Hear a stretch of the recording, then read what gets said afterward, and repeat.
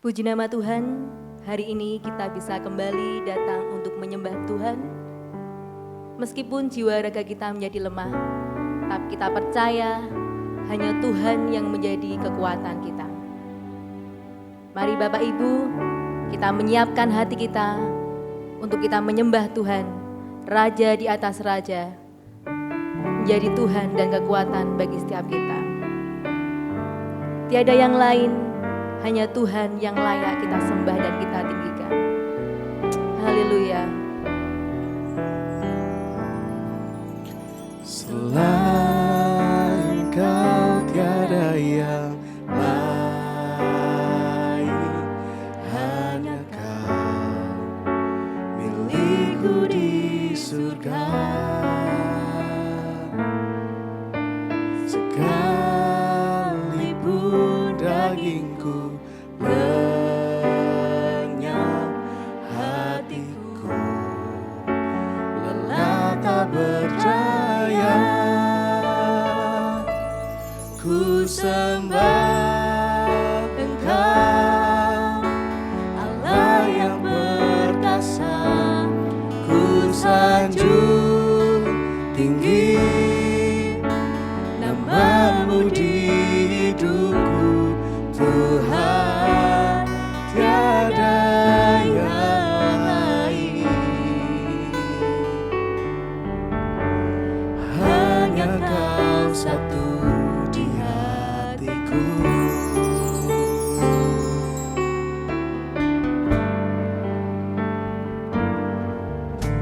Selain Kau tiada yang lain, hanya Kau milikku di surga. Sekalipun dagingku lenyap, hatiku lelah tak berdaya. Ku sembah Engkau, Allah yang perkasa. Ku sanjung tinggi nama-Mu di hidupku, Tuhan, tiada yang lain. Hanya Kau satu di hatiku. Ku sembah Engkau, Allah yang perkasa. Ku sanjung tinggi nama-Mu di hidupku, Tuhan, tiada yang lain. Hanya Kau satu di hatiku. Mari kita pujikan lagu ini dengan sepenuh hati kita. Selain Kau tiada yang lain, hanya Kau milikku di surga. Sekalipun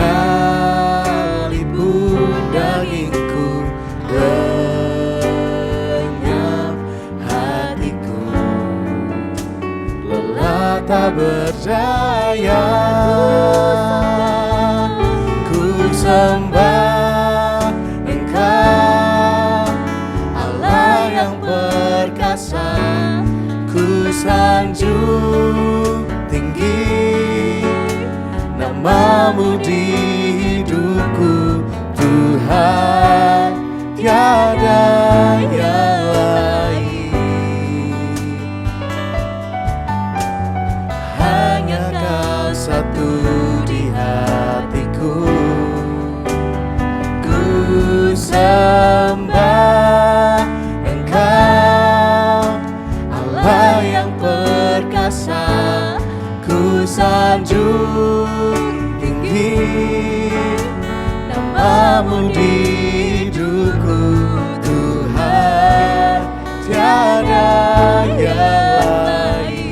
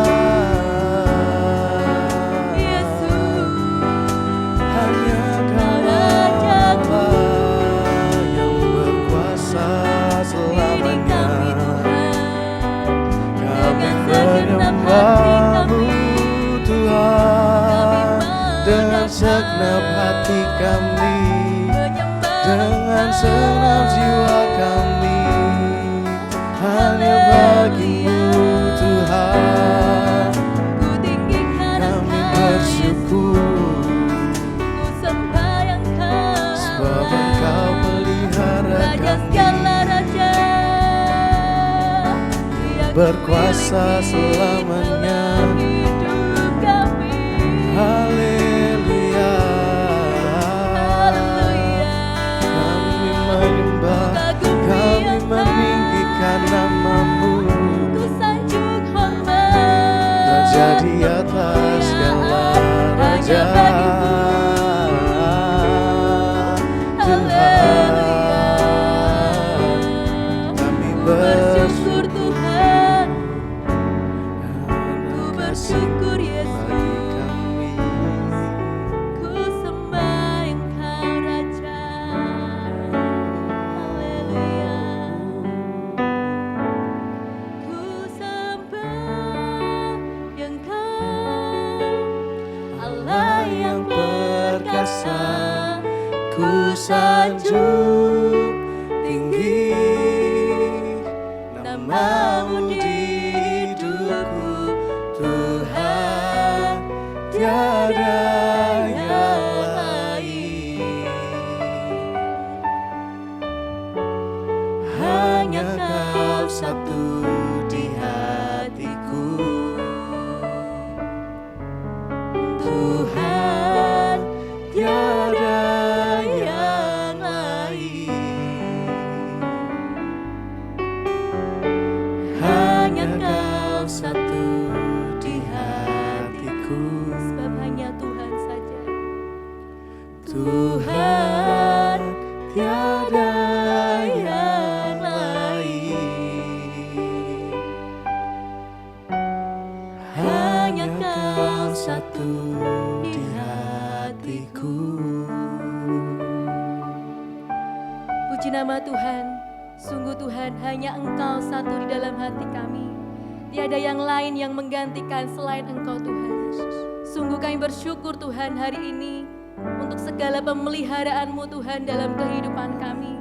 Untuk kasih setia-Mu yang tak pernah beranjak dalam hidup kami Bapa. Pagi hari ini kami sungguh bersyukur Tuhan. Kami rindu Tuhan, kami mau memberikan yang terbaik bagi Engkau. Setiap pujian, penyembahan kami, biarlah Engkau hari ini melawat setiap kami Tuhan. Setiap umat-Mu yang mau sungguh-sungguh datang untuk menyembah nama-Mu Bapa. Terima kasih Tuhan Yesus, kami siap memuji, menyembah nama-Mu Tuhan. Sebab Engkau Tuhan kami yang hidup, Raja di atas segala raja. Di dalam nama Tuhan Yesus Kristus, kami berdoa dan mengucap syukur. Haleluya. Amin. Amin. Haleluya. Sebab kita akan memuji Dia lebih dalam lagi, lebih tinggi lagi untuk menaikkan pujian dan penyembahan bagi Dia. Tuhan akan hadir dan kuasa-Nya mengalir untuk melawat setiap hati kita yang percaya kepada-Nya. Haleluya.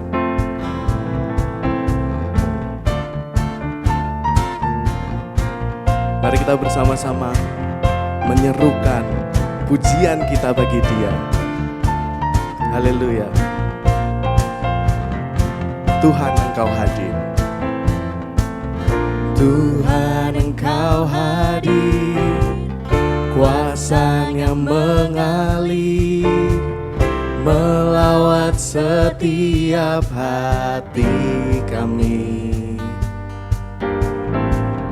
Roh-Mu membebaskan, Roh-Mu membangkitkan, kebesaran-Mu dinyatakan,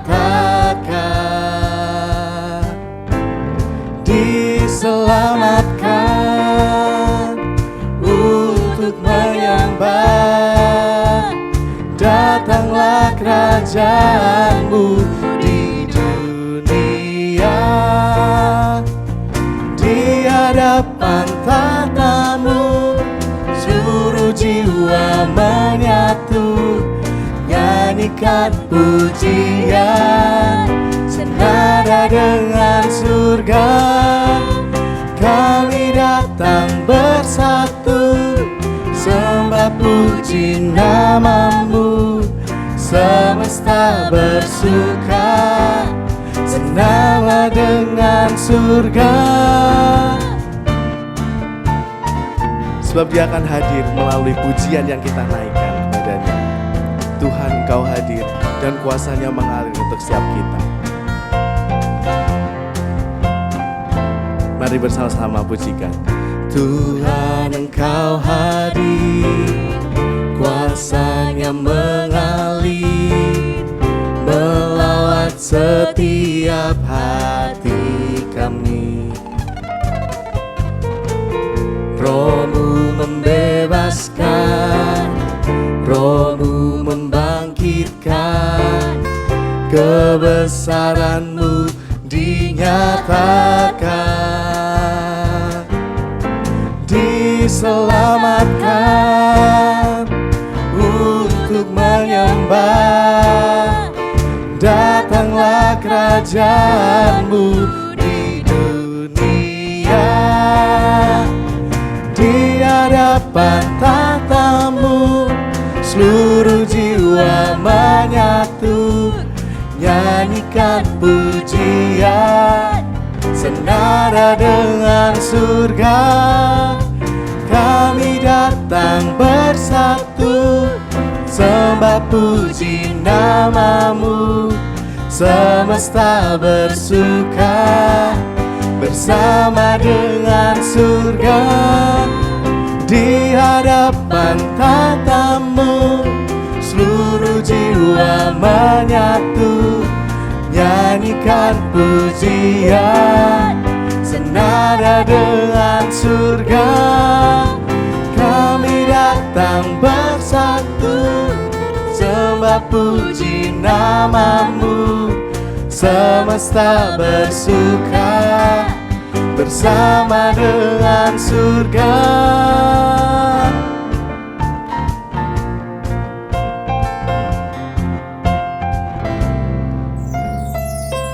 Haleluya. Sebab Dialah Raja di atas segala raja yang berkuasa atas hidup kita. Dan saat ini kita mau siapkan hati kita untuk mendengarkan kebenaran firman Tuhan. Mari kita bersama-sama menyembah Tuhan, meninggikan nama Dia. Sebab kita tahu bahwa Tuhanlah yang berkuasa.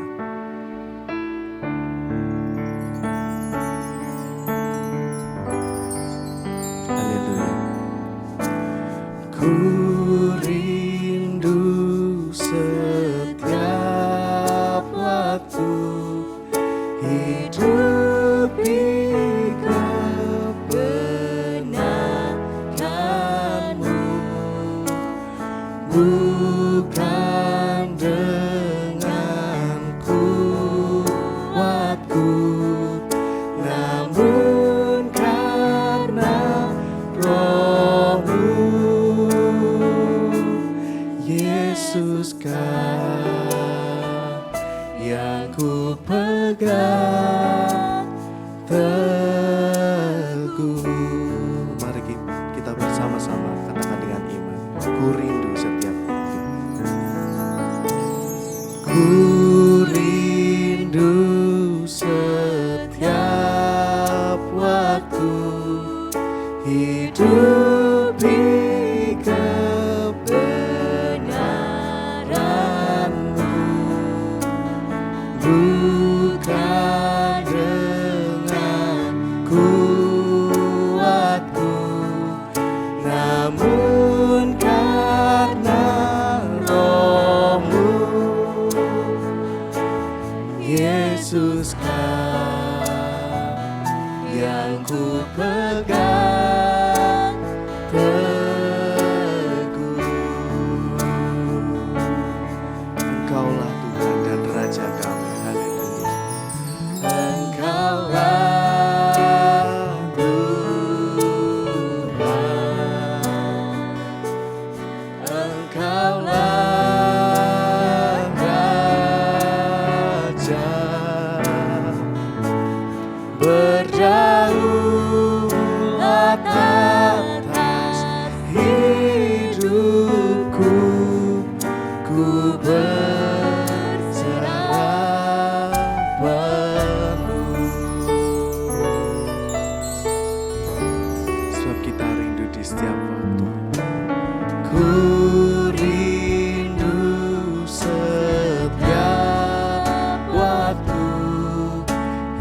hidup di kebenaran,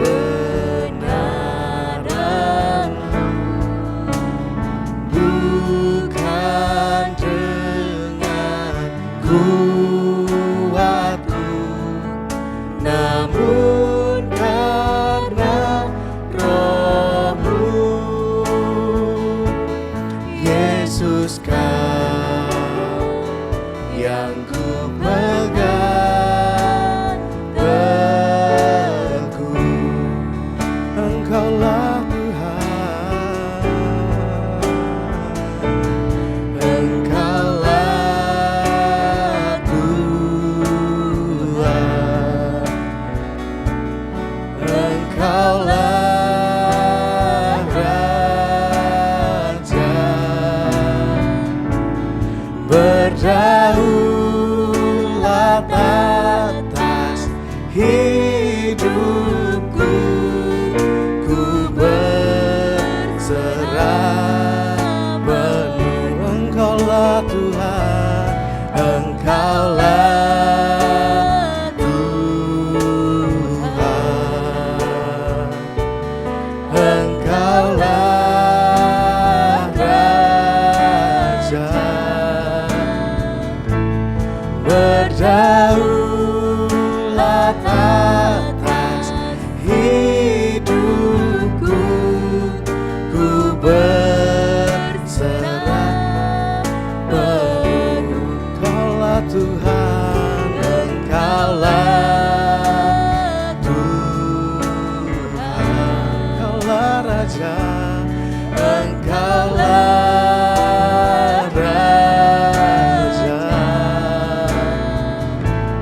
Berdaulat atas hidupku, ku berserah penuh. Berdaulat atas hidupku,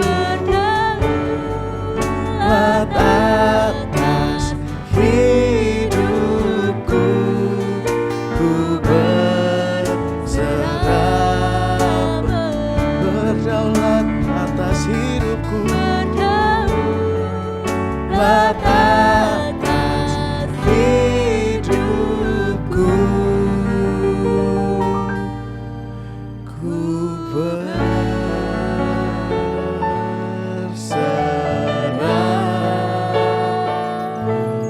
penuh.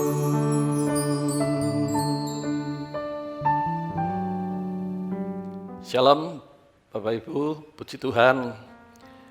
Kembali kita boleh bertemu, dan untuk ibadah kali ini kita akan mengikuti perjamuan kudus. Oleh sebab itu, Bapak Ibu boleh menyediakan sarana untuk mengikuti ibadah plus perjamuan suci, yaitu roti, anggur, kalau tidak ada ya roti, sirup atau teh sebagai sarananya. Kenapa? Karena itu adalah lambang saja. Hari ini kita sudah 3 bulan tidak bersama-sama menikmati perjamuan suci, ya ibadah plus perjamuan suci. Dengan pertimbangan saya kalau tiap bulan nanti menjadi rutinitas. Jadi kita memang sengaja mencoba 3 bulan apakah kita mendapatkan dampak tidak mengikuti perjamuan suci tiap bulan. Nah, saya harapkan membawa dampak. Kita bisa merasakan kasih Allah yang nyata dalam hidup kita, dan tentunya kita bisa mensyukuri atas anugerah keselamatan yang sudah Tuhan berikan, yang memberikan jaminan proteksi, jaminan masa depan, dan bukan hanya masa depan selama hidup dalam dunia, tetapi sampai di dalam kekekalan. Baik, sebelum kita mulai untuk mengikuti apa yang saya sampaikan, yaitu kebenaran firman Tuhan, kita awali terlebih dahulu dengan doa. Mari kita berdoa. Bapa Surgawi, terima kasih. Kembali kami boleh bertemu di dalam ibadah lewat online. karena situasi akibat pandemi, sehingga kami harus mengikuti cara ibadah yang sesungguhnya kami tahu itu Tuhan izinkan, yaitu memahami arti ibadah yang sesungguhnya, yaitu dalam roh dan kebenaran. Sebelum kami mulai, kami rindu Tuhan menjamah hati kami, menyediakan tanah hati kami yang subur, sehingga ketika kebenaran firman ditabur, maka benih-benih firman itu boleh tumbuh, berkembang, dan akhirnya menghasilkan buah-buah hidup, yaitu perubahan hidup kami yang lama jadi baru. Oleh sebab itu ya Tuhan, berfirmanlah sebab kami siap menerima, dan kami mohonkan doa ini di dalam nama Tuhan Yesus. Amin. Bapak Ibu, kali ini saya akan menyampaikan firman sesuai dengan dorongan kuat dari Roh Kudus yang Tuhan taruh dalam hati saya, ya pikiran, perasaan, kehendak, ya, yaitu melanjutkan tentang mengalami kerajaan Allah. Kita sudah membahas mengalami kerajaan Allah selama 5 bagian. Nah, sekarang saya akan melanjutkan. Bagian yang terakhir dari mengalami kerajaan Allah adalah berbicara tentang hukum dan aturan untuk kita bisa mengalami hidup dalam kerajaan Allah ini bukannya damai, perlindungan, kemauan keras, dan ngerti hukum dan aturannya, yaitu dengan dasar kasih kepada Allah maupun kepada sesama. Dan yang terakhir, yang bagian kelima itu saya mengungkapkan tentang hukum tabur tuai. Jadi kalau orang percaya ini ingin mengalami hasil tuaian, dia kalau tidak menabur, tidak mungkin akan bisa menghasilkan tuaian. Itu hukumnya dan aturannya. Nah, itulah sebabnya saya akan membahas kali ini dengan konsep kekayaan kerajaan Allah atau K3A. Nah, ini cukup panjang. Kenapa? Karena Alkitab menulis dengan jelas bagaimana kita bisa memahami hukum atau konsep, prinsip, bisa mengalami apa yang Tuhan janjikan sesuai dengan apa yang ditulis dalam Alkitab. Karena Tuhan ingin menjelang kedatangan kali kedua untuk mengangkat kita, Tuhan ingin umatnya ini di samping betul-betul mengalami suasana kerajaan Allah, walaupun situasi tekanan dari luar itu sangat luar biasa, tetapi kita tetap tenang, kita tetap tinggal tenang, karena kita sudah hidup di dalam kerajaan Allah. Nah, selanjutnya Tuhan juga ingin kita ini bisa menikmati tentang kekayaan yang Tuhan janjikan, hidup dalam kelimpahan itu. Nah, bagaimana bisa hidup dalam kelimpahan ini? Maka Alkitab sudah menulis, baik di dalam Perjanjian Lama maupun Perjanjian Baru. Nah, pelan-pelan akan saya ungkapkan, supaya kita bisa belajar konsep, prinsip, kekayaan, kelimpahan atau berkat dalam kerajaan Allah. Nah, yang pertama ini, kita harus tahu konsep atau prinsip kekayaan kerajaan Allah yang saya singkat K3A. Penting untuk kita ketahui karena kita ini sudah masuk ya dalam era atau kondisi di mana Wahyu pasal 6 ayat 6 mengatakan, ya, dan aku mendengar seperti suara di tengah-tengah keempat makhluk itu yang berkata, secupak gandum sedinar dan 3 cupak jelai sedinar, tetapi janganlah rusakkan minyak dan gandum. Nah, konsep ini diawali dengan situasi ekonomi dunia akibat pandemi COVID-19. Ekonomi dunia saat ini sedang mengalami kehancuran. Ya, kesulitan termasuk di dalam negara kita. Ya. Dan kita tahu kalau mengatakan ini tertulis dalam kitab Wahyu pasal 6 ayat 6. Kita tahu dalam kitab Injil atau Matius itu jelas mengatakan Tuhan menggambarkan ada bangsawan memanggil orang dan untuk bekerja.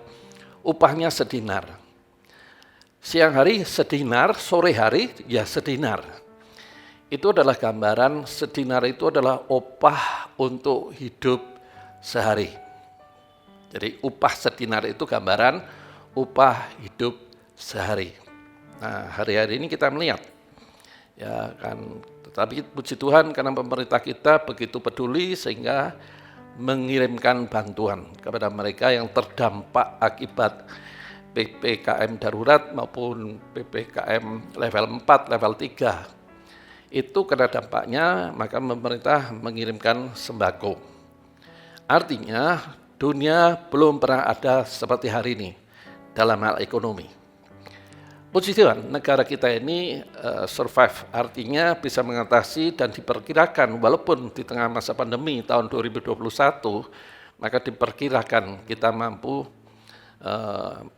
bisa meningkatkan perkembangan ekonomi sampai 5% lebih.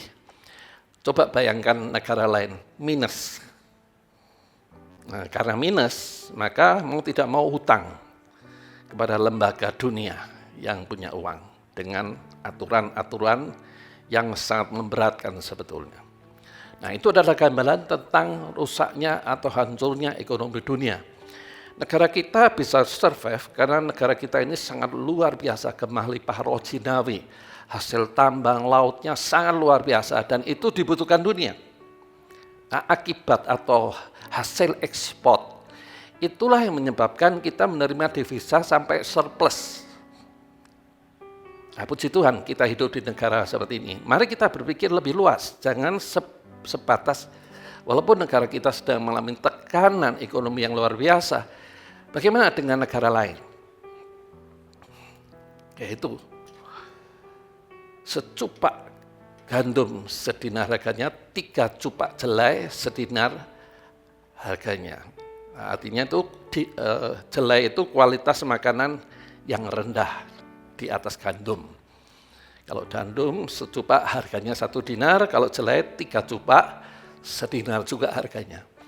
Ini berbicara tentang situasi ekonomi dunia sedang mengalami kemerosotan luar biasa. Nah, di tengah situasi seperti ini pertanyaannya, apakah Tuhan memperdulikan? Ya, Tuhan itu memperdulikan umatnya. Masalahnya umatnya hidup dalam hukum dan aturannya atau tidak. Saya sudah membahas tentang hukum kasih itu. Ya, hukum kasih itu dimulai dengan mengasihi Tuhan. Kalau kita mengasihi Tuhan, maka wujudnya taat akan firman. Ketaatan firman itu memberikan hikmat, wisdom. Wisdom itu tidak bisa, hikmat itu dipelajari di university itu tidak ada. Hikmat itu hasil dari ketaatan melakukan firman. Sehingga memiliki kemampuan lebih di atas manusia rata-rata. Hikmat. Jadi kalau kita ini betul-betul ngasih Tuhan, maka kita pasti akan menerima hikmat untuk bagaimana mengelola kekayaan yang memang Tuhan janjikan. Nah, mari kita belajar ini.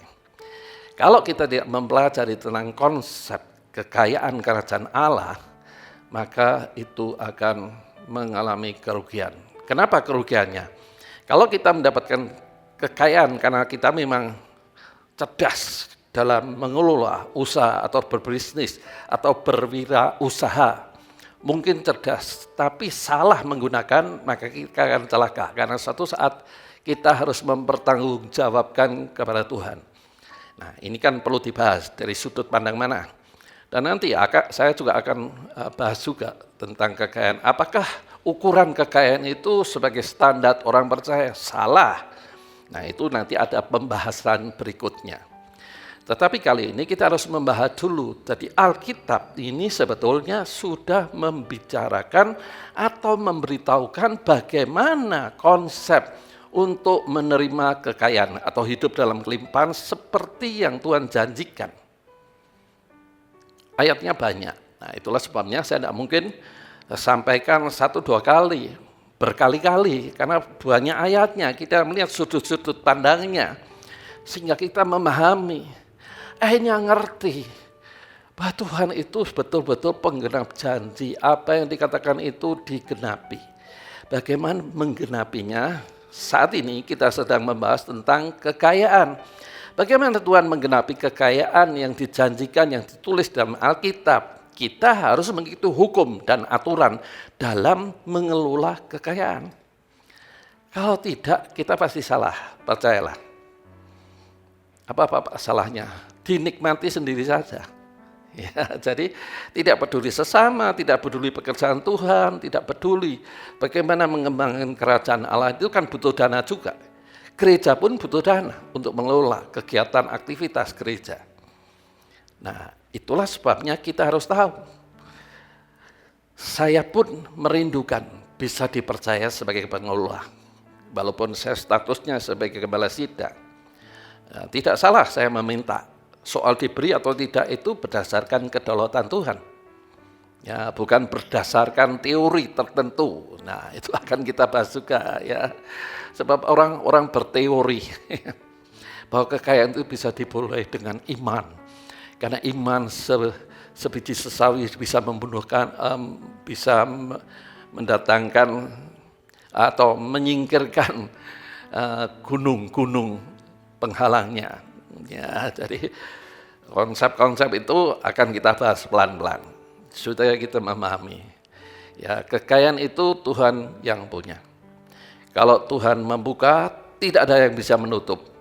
Tetapi kalau Tuhan menutup, tidak ada yang bisa membuka dengan teori apapun sebagai anak Tuhan. Nah, jadi penting kan kita belajar tentang konsep kekayaan kerajaan Allah ini. Supaya kita bisa dipercaya sehingga dunia mengakui alangkah luar biasanya hidup anak-anak Tuhan yang mengikuti jalan-jalannya. Pasti akan dibawa kepada rumput yang hijau dan air yang tenang. Pasti akan dibawa dalam kelimpahan yang Tuhan janjikan. Mari kita belajar. Lukas 12 ayat 12 dan 21. Lukas 12 ayat 12 sampai 21 itu menjelaskan. Tetapi firmanlah kepadanya, hai engkau orang bodoh, pada malam ini juga jiwamu akan diambil daripadamu. Dan apa yang telah kau sediakan, untuk siapakah itu nanti? Demikianlah jadinya dengan orang yang mengumpulkan harta bagi dirinya sendiri, jikalau ia tidak kaya di hadapan Allah. Jadi kita tahu ya, jadi konsep kerajaan Allah ini harus dimulai memahami bahwa apa yang kita kumpulkan, harta kekayaan kita, dan mungkin kita punya kekayaan sertifikat sudah dimasukkan ke safe box kita, setumpuk begini. Apa gunanya itu kalau untuk dirinya sendiri sia-sia? Kenapa sia-sia? Kalau malam hari ini jiwa kita diambil atau hidup kita diambil, untuk siapakah itu? Sedangkan nanti akan dipertanggungjawabkan. Kenapa Pak? Itu kan susah payah, hasil uang saya sendiri dari pekerja, membanting tulang, dari keringat saya sendiri, sudah sewajarnya. Saya menikmati sendiri, itu kata hatimu. Tetapi kata Tuhan, sejak kita menjadi milik Tuhan, apapun milik kita itu karena kasih karunia Tuhan. Jadi kita harus mempertanggungjawabkan. Nah, jadi penting kan kita untuk mengerti konsep kekayaan kerajaan Allah ini dengan baik dan benar, supaya kita tidak mengalami ya malu. Yang pertama, jiwa binasa, tidak bisa menikmati kekayaan.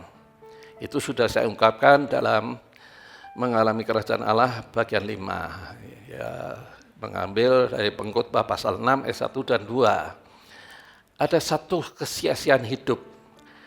Orang diizinkan mengumpulkan kekayaan, tetapi tidak diizinkan menikmati. Itu kan hidup yang sia-sia. Itu gambaran yang ditulis dalam Pengkhotbah pasal 6 ayat 1 dan 2. Nah, apa gunanya kalau malam ini jiwa kita, ya nyawa kita diambil? Untuk siapa itu?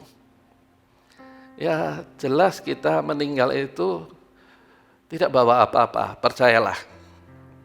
Paling pakaian bekas.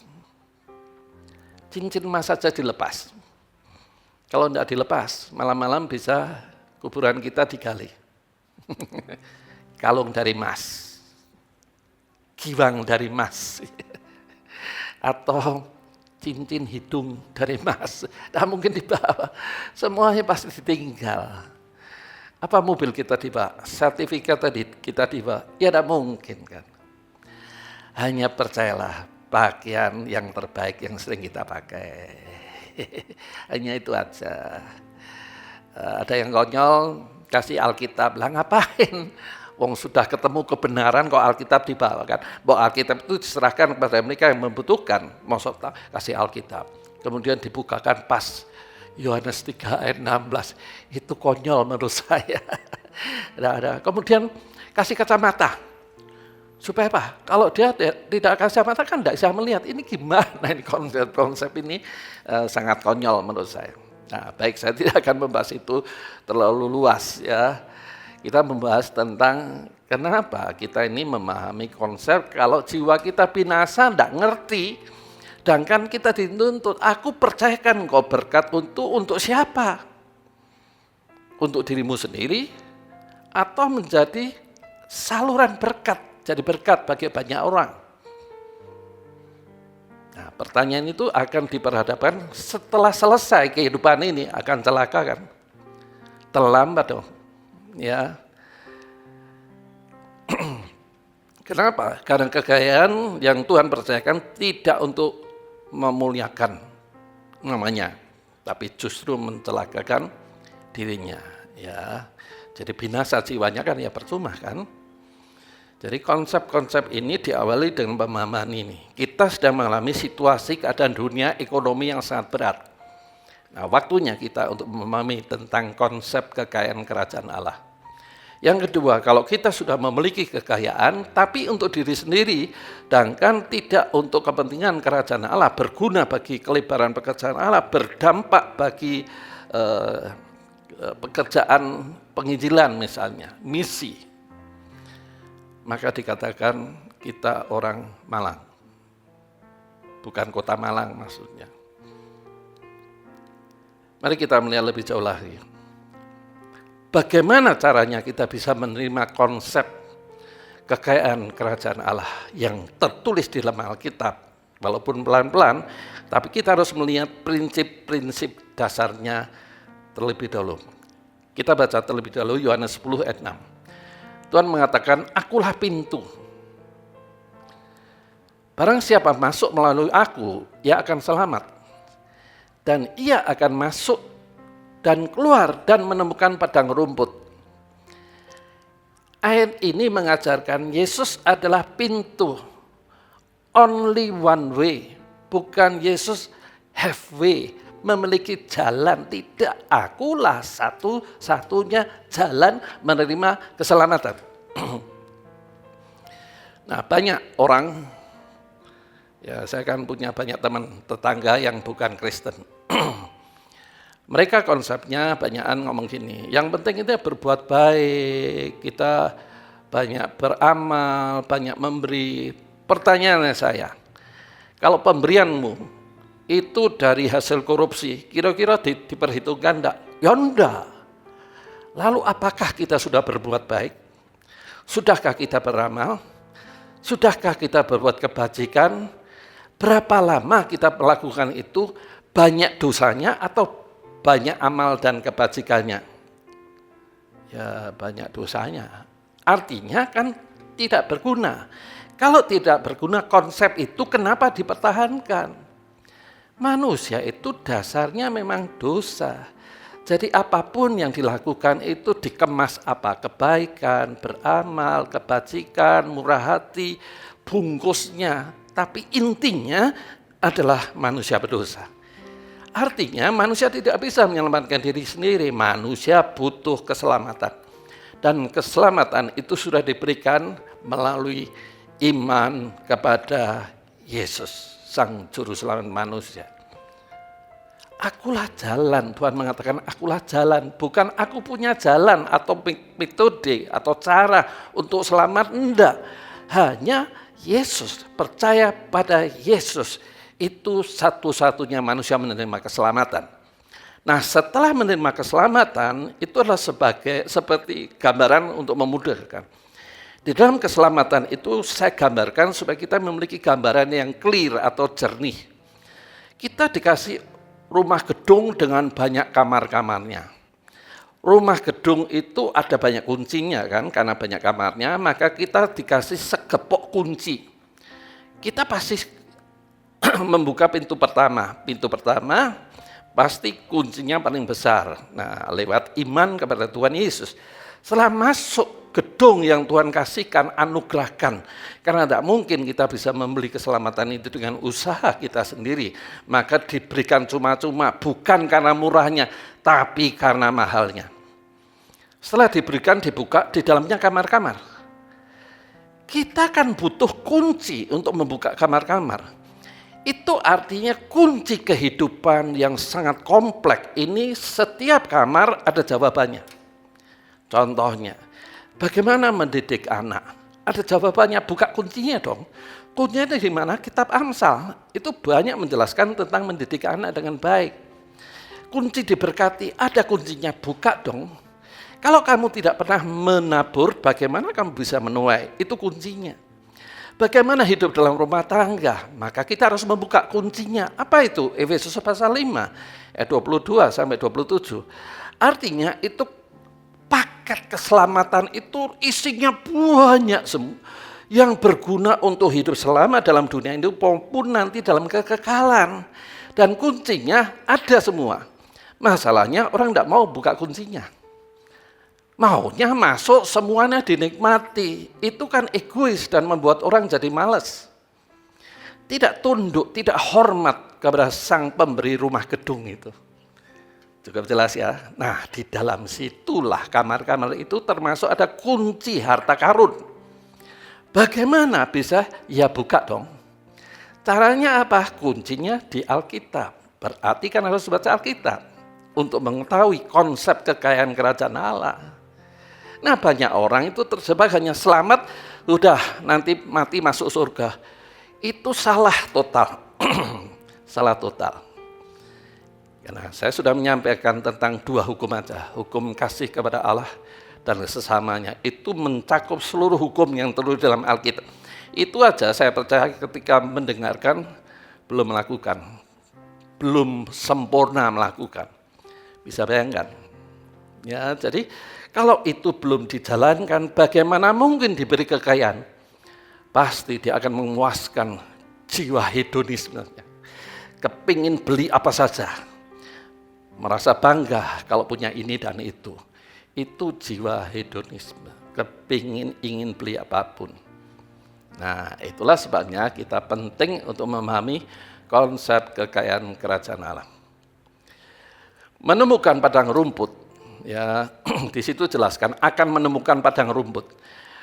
Padang rumput berbicara tentang kambing domba yang dibawa ke padang rumput untuk menikmati kehidupannya. Ini kan gambaran aja. Jadi kalau kita ini menerima konsep, tahu kuncinya, kita akan menerima berkat untuk kehidupan. Kuncinya satu, percaya Tuhan Yesus. Setelah itu tunjukkan taat. Cari kunci yang pas. Dalam hal ini adalah baca, renungkan Alkitab. Ya, jadi kalau kita tidak menggunakan kunci, ya melompat, itu tinggalkan pencuri. Ya, harus ada aturannya dong. Aturannya adalah hukum yang Tuhan tetapkan di dalam Alkitab mengenai kekayaan. Ini luas, ya. Jadi saya kepinginnya 4-5 kali. Kelihatannya enggak, karena ayatnya muncul terus. Dan kalau diberikan sekali malah bingung. Kan pelan-pelan. Nah, ini pembukaannya dulu. Bapak Ibu harus tahu, rencana kekayaan Tuhan sudah tetapkan sejak perjanjian lama. Ambil contoh Yesaya 45 ayat 3. Tuhan akan memberikan harta yang terpendam. Ini sesuatu yang tidak mungkin menjadi mungkin. Apa yang tidak pernah pikirkan, apa yang tidak diduga, itu yang Tuhan sediakan. Yang tidak pernah kita doakan, itu yang Tuhan sediakan. Itu artinya harta terpendam, harta kekayaan yang tersembunyi.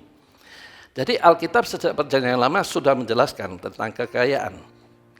Supaya engkau tahu bahwa akulah Tuhan Allah Israel yang memanggil engkau dengan namamu. Artinya kita dipanggil personality, tidak rombongan, ya, tapi pribadi lepas pribadi. Ya, apa yang tidak pernah kami pikirkan, apa yang tidak pernah duga, itu yang Tuhan sediakan. Misalnya, satu saat saya dikasih tahu, Pak, Anda dapat berkat, ya, lewat orang ini. Oh ya Kak, aku kenal itu, sudah lama sekali. Nah kemudian ini nomor teleponnya, mungkin Bapak bisa menelpon yang bersangkut. Baik, setelah saya terima ya uang, terus terang aja, maka saya dikasih nomor telepon. Nah ketika saya telepon gitu, orang itu ngomong gini, Pak, saya itu tadi malam ngimpi ketemu Bapak, dan kayaknya Tuhan mengingatkan saya untuk memberkati Bapak. Nah ini orang yang tidak pernah saya pikirkan, orang yang tidak pernah saya duga, ternyata Tuhan mengingatkan untuk mengirim berkat kepada saya. Ya, jadi mulai itu komunikasi lagi. Udah puluhan tahun tidak pernah ketemu, tapi akhirnya ketemu. Itu berbicara tentang apa yang tidak pernah saya pikirkan, apa yang tidak pernah saya doakan, apa yang tidak pernah saya rencanakan, itu yang Tuhan yang sediakan. Jadi berbicara tentang kekayaan sejak Perjanjian Lama, Tuhan sudah ngomong, sudah memberitahukan, agar umatnya tahu, kita ini memiliki Bapa pemilik dunia. Ya, karena segala sesuatu sudah diberikan kepada Tuhan. Efesus 1 ayat 22. Segala sesuatu sudah diberikan kepadaku, baik di langit, di bumi maupun di bawah bumi.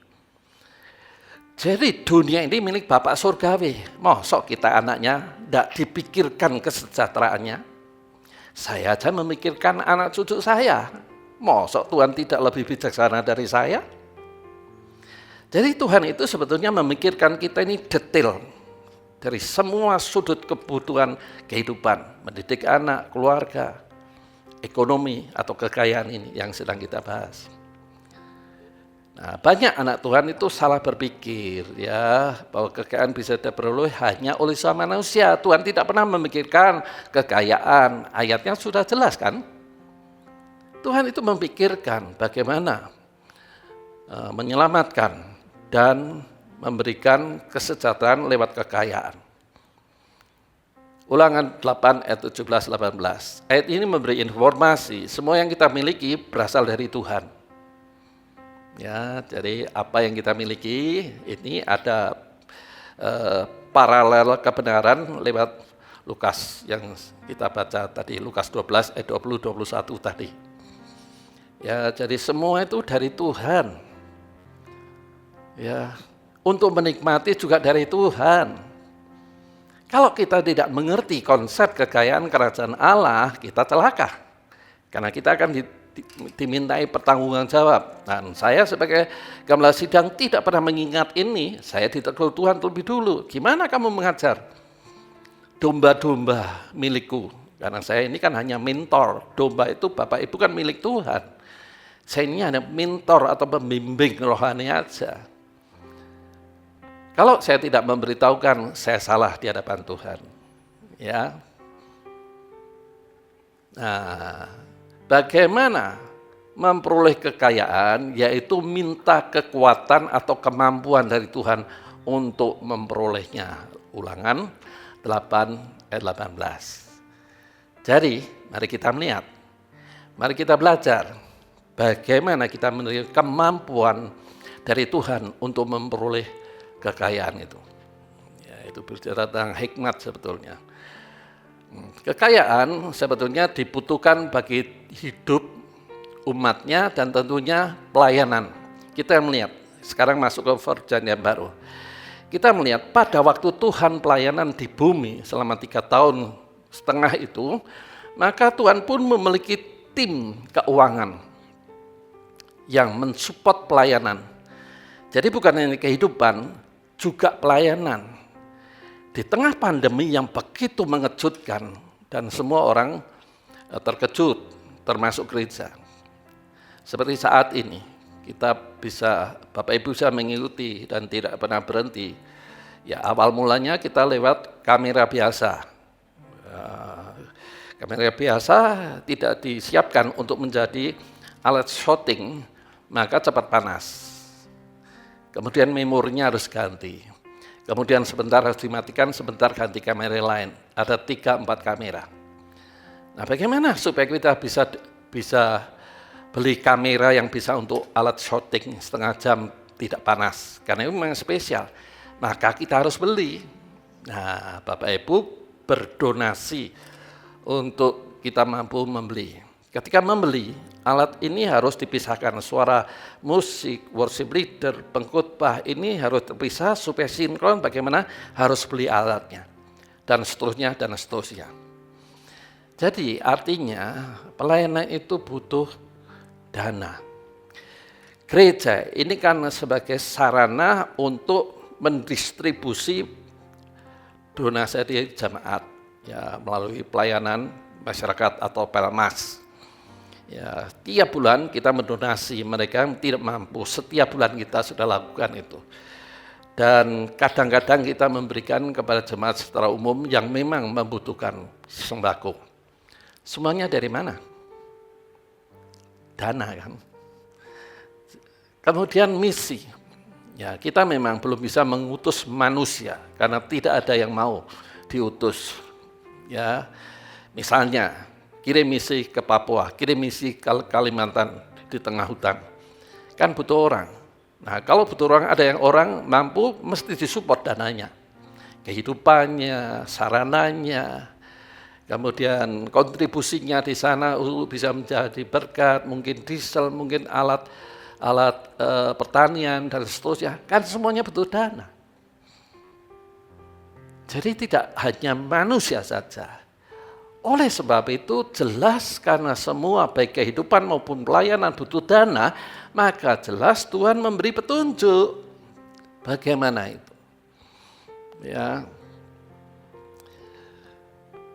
Yang kedua, kita harus tahu kekayaan itu bisa jadi sarana menjalin hubungan dengan sesamanya dan pelayanan.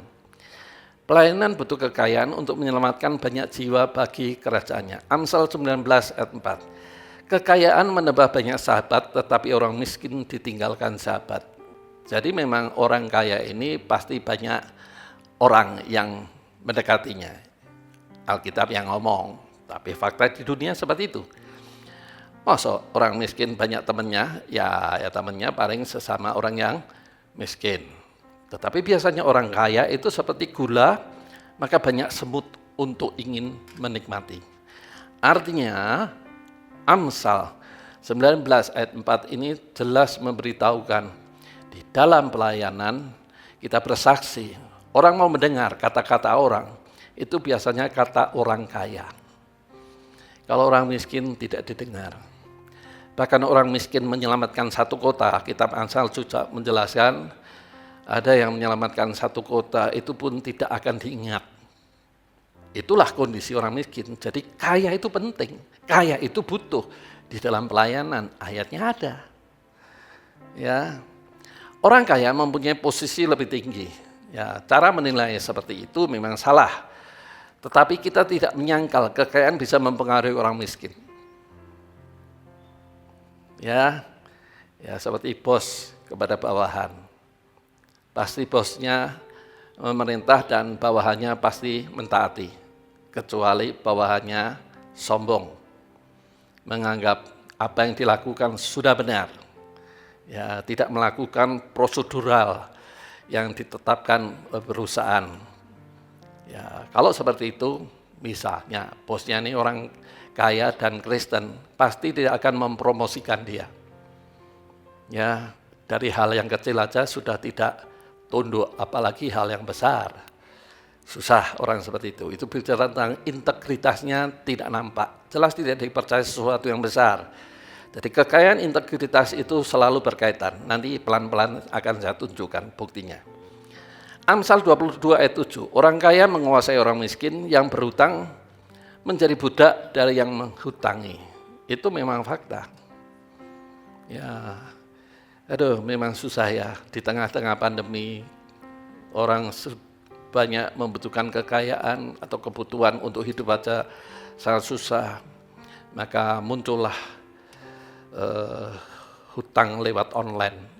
Mengerikan sekali. Ya, Bapak Ibu, kalau kepepet kan carinya tangan dari online. Ya, apa yang terjadi? Ya, saya tidak mau cerita banyak.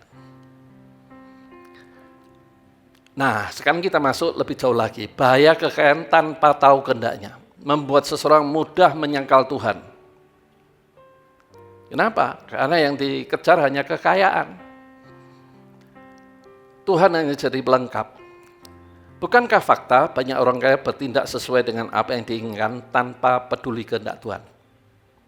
Aku sing kerja, aku sing susah, aku sing meres keringet, ya aku nikmati kan wajar. Logis menurut pikirannya. Tetapi dalam posisi sebagai anak Tuhan itu tidak logis. Itu artinya belum submit, belum tunduk, belum hormat kepada Tuhan sang penyelamat hidupnya. Nah, kekayaan memang menyebabkan orang kaya sukar mempercayakan hidup pada Tuhan. Ya, sukar itu bukan berarti tidak bisa. Ada juga orang kaya yang luar biasa. Dan karena luar biasanya kurang berpengetahuan, kurang berwawasan, karena tahunya hanya dunia bisnis, maka banyak dimanfaatkan tanda kutip yang ngakunya pendeta. Misi sekian ratus juta, tapi dipotong yang untuk misi hanya sekian juta. Yang lainnya masuk kantong sendiri. Orang kaya rela, tapi dimanfaatkan. Nah, saya harap Anda tidak masuk kategori itu. Celaka, nanti akan dimintai pertanggungjawab Tuhan. Ya. Itulah sebabnya Tuhan menegur dalam Lukas 6 ayat 24. Celaka kamu hai orang kaya, karena dalam kekayaanmu kamu memperoleh penghiburan. Jadi merasa kaya itu, ya inilah yang namanya hidup. Apakah betul seperti itu? Nah, nanti pelan-pelan kita bahas. Ada ayat-ayat, ada contoh-contoh Alkitab berikutnya yang perlu kita tahu. Supaya kita ini betul-betul menjadi pengelola kekayaan kerajaannya secara baik dan benar. Orang kaya cenderung tidak pernah puas dengan apa yang dimilikinya atau tamak. Ini adalah gambaran sifat yang belum mengenal Tuhan. Pengkhotbah 5 ayat 9 mengatakan, siapa mencintai uang tidak akan puas dengan uang. Dan siapa mencintai kekayaan, ia tidak akan puas dengan penghasilannya. Ini pun kesia-siaan. Ya, jadi pengkhotbah itu kan isinya sia-sia. Penulisnya adalah Salomo atau Sulaiman. Dikatakan Alkitab, tidak ada di bumi ini orang sehikmat cerdas seperti dia. Tidak ada orang di bumi ini yang sekaya dia. Tapi akhirnya toh mengatakan sia-sia. Jadi kenapa kita mengejar kekayaan? Salomo sudah memberi petunjuk ini lewat Pengkhotbah 5 ayat 9 itu. Jadi jangan fokus hanya cari kekayaan. Justru kekayaan dimanfaatkan untuk apa? Misalnya kita diberi kekayaan 1 triliun. Untuk apa itu? Beli rumah sudah punya. Beli mobil, koleksi di garasi ada 6. Terus beli apa lagi? Bingung kan? HP terbaru yang harganya 30 juta lebih sudah punya. Terus apa lagi? Pesawat pribadi sudah punya. Nah, apa lagi? Semua sudah punya. Apa lagi? Bingung kan? Ya, yang penting saya masuk ke majalah Forbes, orang terkaya di dunia. Saya minimal nomor 1. Itu namanya tamak. Jadi kaya ini puji Tuhan, Tuhan mempercayakan. Sekali lagi, puji Tuhan, Tuhan mempercayakan kekayaan. Tetapi penggunaannya kita harus tahu. Secara garis besar, saya sudah memberitahukan untuk pelayanan pekerjaan Tuhan, untuk misi. Nah, saudara-saudara kita sedang mengalami bencana alam, longsor, badai, siklon seperti di NTT. Apa donasi kita? Doa Pak. Sama, saya juga mendoakan, tapi saya juga mendonasi uang. Jadi apa yang kita miliki ini harus kita kelola dengan bijaksana dan baik. Sehingga Tuhan mempercayakan berapapun kita tidak silau dan jatuh di dalam dosa. Artinya apa? Struktur jiwa, integritas jiwa manusia. Ini kan harus dibangun. Tanpa dibangun, pasti kita masuk kategori tamak, pamer. Aduh. Apakah Tuhan mengizinkan anak yang sebut? Ya tidak, Tuhan sedih. Nah, kenapa seperti itu? Tidak ada yang ngasih tahu. Itulah sebabnya Tuhan menyuruh saya menyampaikan ini, ngasih tahu. Ya. Banyak orang menilai sukses tergantung seberapa besar kekayaannya. Jadi banyak orang mengukur kekayaan, kesuksesan seseorang itu dari seberapa banyak fasilitas yang dia miliki. Ya, ini kesalahan. Penilaian seperti itu menyebabkan merasa kaya, merasa lebih sukses. Itu konsepnya salah dulu. Padahal Tuhan tidak menilai, bukan berdasar apa yang dipunyai atau kedudukan yang dicapainya, pangkat kedudukan tinggi, bukan. Tapi yang Tuhan nilai pengertian apa gunanya kekayaan kalau diberikan kepadanya. Nah, lewat khotbah ini Bapak Ibu pasti menilai, mulai berpikir ini. Kalau dipercaya uang, ya misalnya tadi saya memberi contoh 1 triliun persepuluhan kita berikan, itu baru kewajiban. Yang 900 miliar untuk apa? Nah, ini dia. Kita perlu berpikir 900 miliar itu untuk apa? Kalau kita dikasih 1 triliun, tidak ngerti. Ya maka dari itu Tuhan belum memberi kasih 1 triliun. Kenapa? Belum tahu untuk apa. Tahunya hanya melaksanakan kewajiban. Mengembalikan milik Tuhan. Supaya yang 90 dilindungi. Itu memang janji Tuhan. Ditulis dalam Maleakhi pasal 3 ayat 10-11. 11-nya itu yang menjamin. Yang 90% akan dijamin. Apakah sebatas itu? Tidak.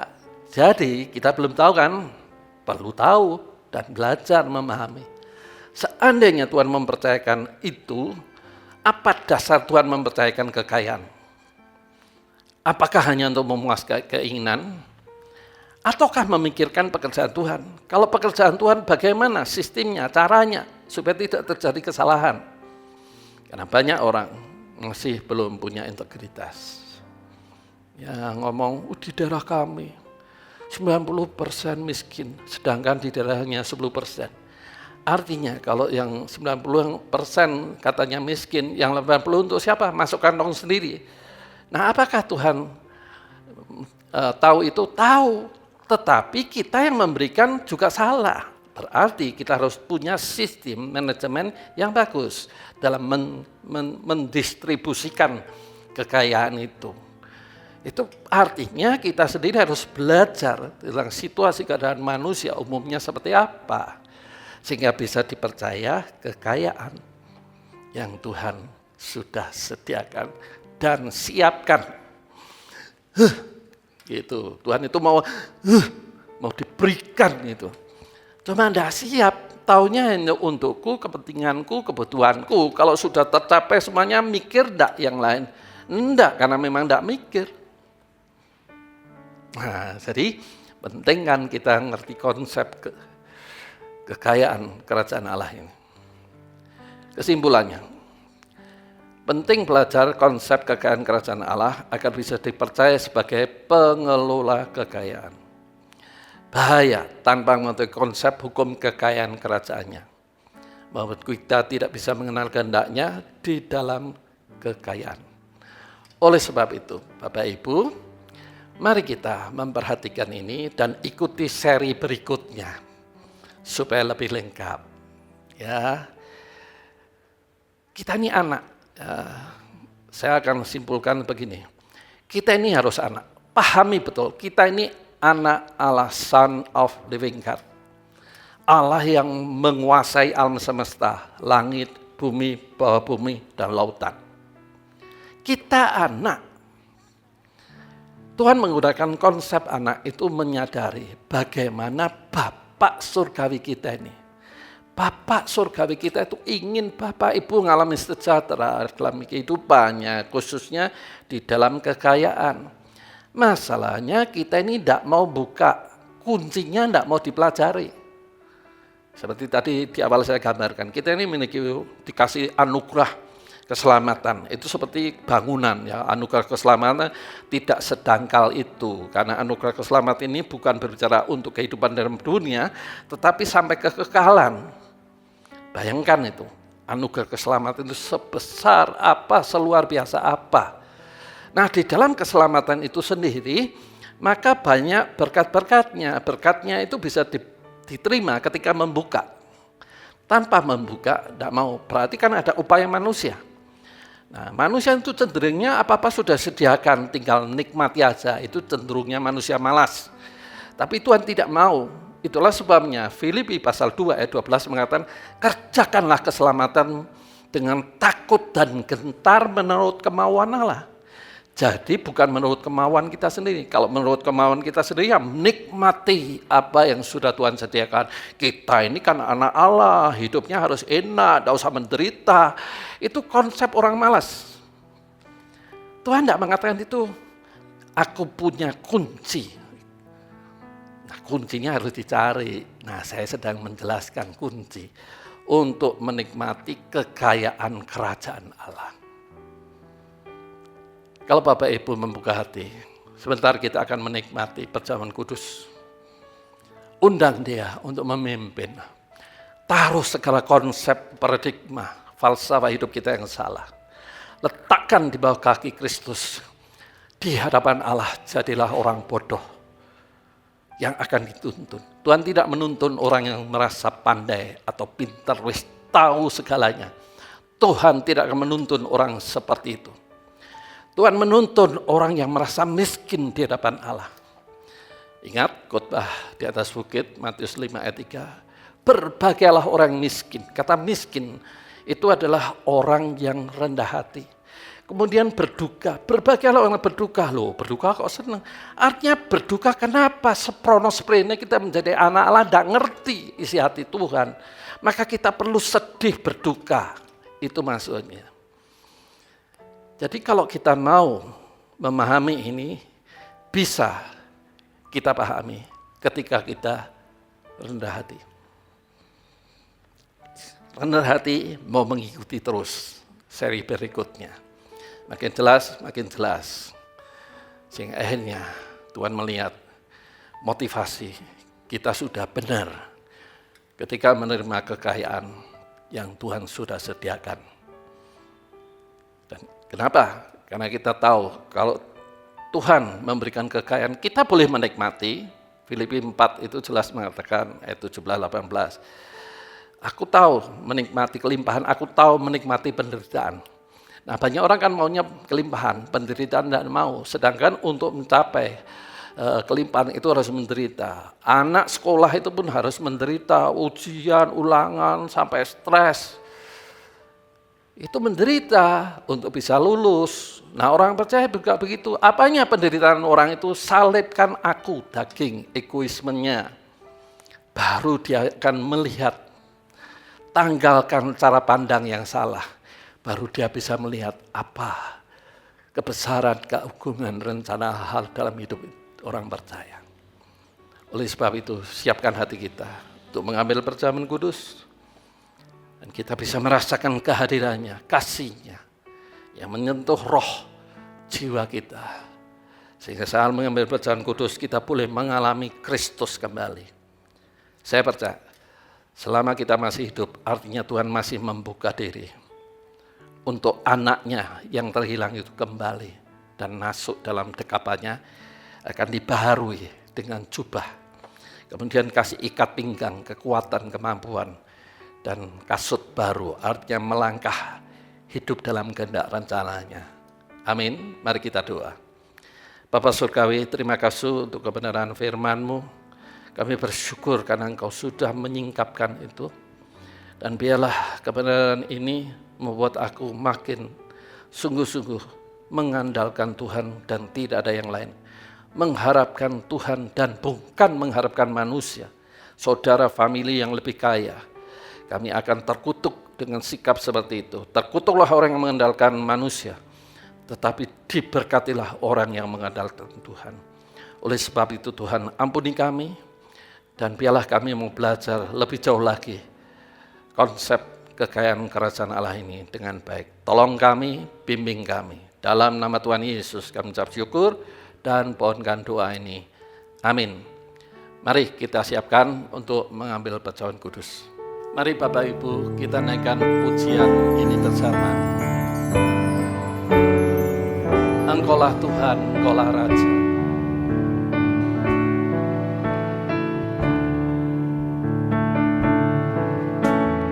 Ku rindu setiap waktu hidup di kebenaran-Mu, bukan dengan kuatku, namun karena Roh-Mu.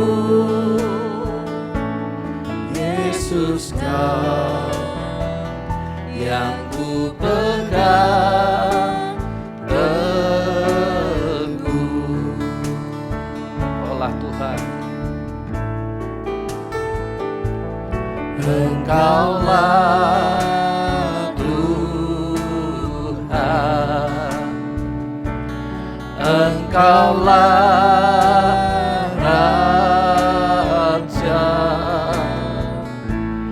berdaulat atas hidupku, ku berserah penuh. Mari kembali kita naikkan pujian ini dengan sungguh-sungguh. Ku rindu setiap waktu hidup di kebenaran-Mu, bukan dengan kuatku, namun karena Roh-Mu. Yesus, Kau yang ku pegang teguh.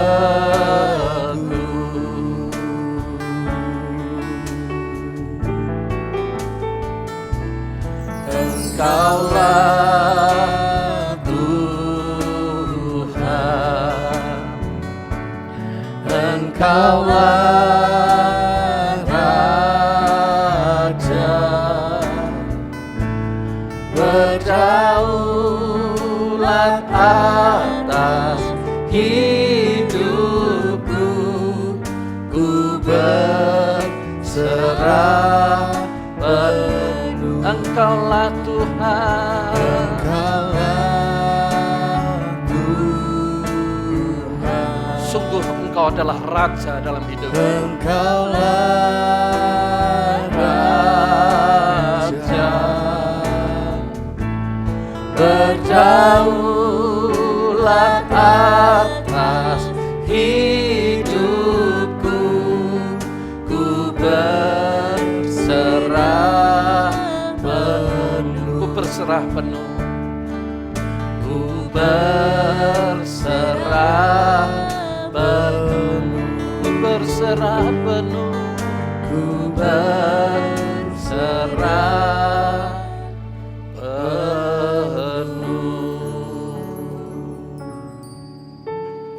Pujian ini kembali mengingatkan siapakah kami. Kami adalah manusia berdosa yang sudah Engkau selamatkan oleh karena anugerah. Dan kami bersyukur lewat anugerah-Mu, kami boleh hidup untuk masa depan yang penuh pengharapan sebagaimana Engkau rencanakan. Dan ampuni kalau selama ini kami tidak terlalu taat untuk mengikuti petunjuk nasihat lewat kebenaran firman-Mu. Adalah kesempatan ini Tuhan, ketika kami akan mengambil perjamuan kudus, kami boleh kembali diingatkan siapakah kami dan siapa Engkau, Allah pencipta, pemilik alam semesta dengan seisinya, yang boleh kami panggil sebagai Bapa. Kami rindu untuk mengalami kasih Allah secara nyata. Kami rindu mengalami segala janji Allah yang baik di dalam hidup kami. Biarlah lewat perjamuan kudus ini Tuhan mengampuni kami atas segala sikap, tindakan, cara pandang yang tidak benar selama ini. Dengan rendah hati kami mohon, Tuhan tolong kami. Kami butuh Engkau, kami butuh bimbingan-Mu, kami butuh tuntunan-Mu. Sehingga saat kami mengambil perjamuan kudus, kami sungguh mengalami kasih Allah yang memulihkan hati. Kasih Allah yang tidak terbatas, yang menyembuhkan kami yang sedang sakit. Terima kasih Tuhan. Kami siap menerima berkat perjamuan kudus di dalam nama Tuhan Yesus. Amin. Baik Bapak Ibu, mari kita angkat roti sebagai lambang tubuh Kristus yang terpecahkan di tangan kanan kita. Dan dengarkan apa yang Tuhan Yesus katakan pada saat memecahkan roti dan membagi-bagikan pada murid-muridnya. Tuhan berkata demikian. Ketika mereka sedang makan, Yesus mengambil roti, mengucap berkat, memecah-mecahkannya, lalu memberikannya kepada murid-muridnya dan berkata, ambillah, makanlah, inilah tubuhku.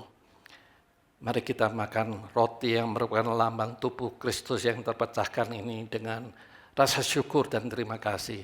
Di dalam nama Tuhan Yesus, mari kita nikmati bersama.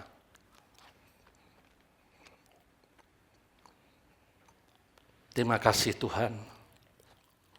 Kami sadar selama kami masih hidup, artinya pintu anugerah-Mu masih dibuka untuk kami bersekutu dengan Engkau. Dan bukan hanya sekedar bersekutu, tapi menikmati kasih-Mu, anugerah-Mu, berkat-Mu yang Kau janjikan. Sehingga kami bisa mengalami, bukan hanya tahu, kehidupan dalam kelimpahan yang Tuhan janjikan. Terima kasih Tuhan, terima kasih. Sungguh tidak ada yang seperti Engkau. Kebesaran kasih-Mu, betapa luas, tinggi, dan dalamnya kasih-Mu, sungguh tidak terselami.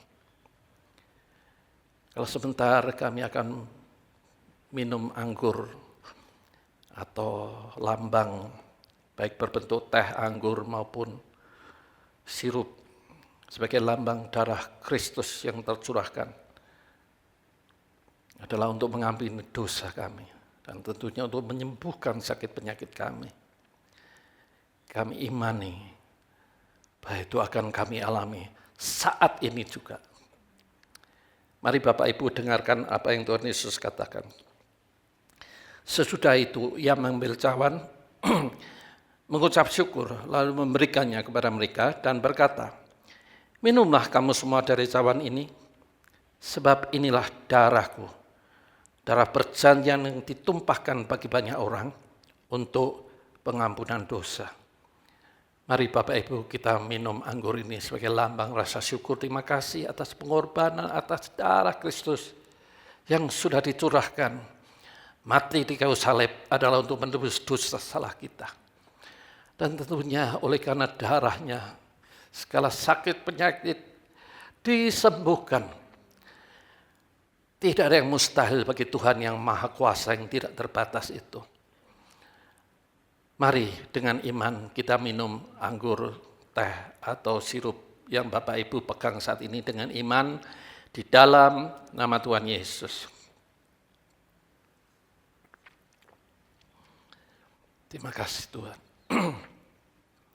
Terima kasih Tuhan. Kuduskan kami dari ujung kepala sampai telapak kaki. Kuduskan dan lupakan dosa salah kami. Sejauh timur sampai barat jangan Engkau ingat lagi. Kalau Engkau selalu mengingat dosa salah kami, Tuhan, siapakah manusia yang bisa tahan di hadapan-Mu? Tetapi kami bersyukur karena Engkau melupakan yang sudah. Yang penting langkah hidup kami selanjutnya ada di jalur yang benar. Sehingga kami akan mengalami segala yang baik yang Tuhan rencanakan bagi kami sebagai anak-anak-Mu. Terima kasih Tuhan, berkati jemaat-Mu yang mungkin saat ini sedang mengalami masalah persoalan dan sakit. Bila kuasa darah Yesus menyembuhkan, memulihkan, sehingga jemaat-Mu boleh melihat dan mengakui Engkaulah Tuhan yang tidak terbatas kasih, kemurahan, pengampunan, kebaikannya. Terima kasih Tuhan, kami terima semua berkat ini di dalam nama Tuhan Yesus. Amin. Bapak Ibu, dengarkan pengumuman. Pengumuman minggu ini adalah sebagai berikut. Pada masa siaga COVID-19, mari saudara tetap menjaga kesehatan. Kita terus membangun kehidupan rohani secara pribadi maupun bersama keluarga di rumah masing-masing. Tetaplah berdoa untuk keluarga, gereja, kota, bangsa, dan negara kita. Meskipun ibadah kita laksanakan secara online, mari tetap memberikan persembahan seperti ketika kita beribadah setiap minggu di gereja. Persembahan dapat diserahkan kepada bendahara gereja, Bapak Yusak Hartono, melalui rekening atau dimasukkan ke kotak persembahan yang ada di gereja. Gereja buka setiap hari pukul 10 pagi sampai 3 sore. Demikian pengumuman minggu ini, Tuhan Yesus memberkati. Mari Bapak Ibu angkat hatimu, dan tentunya saya akan mendoakan Bapak Ibu semua. Tuhan, setelah kami mendengar firman-Mu, menerima perjamuan kudus, sungguh hati kami penuh dengan syukur dan terima kasih. Sekarang sebelum kami mengakhiri ibadah plus perjamuan kudus ini, Tuhan kiranya mencurahkan berkat kepada jemaat-Mu. Yang menyaksikan, yang mengikuti ibadah online ini, berkati Tuhan. Berkat secara rohani khususnya, dan tentunya jasmani dan secara kesehatan. Sehingga setiap kami boleh melihat, merasakan, dan mengalami secara pribadi akan kebesaran kasih-Mu yang tidak terbatas. Terimalah berkat dari Allah Bapa, kasih setia dari Tuhan Yesus, dan tentunya pimpinan Roh Kudus akan menyertai hidupmu sekarang sampai selamanya. Setiap kita yang percaya katakan, amin. Tuhan memberkati, sampai ketemu lagi.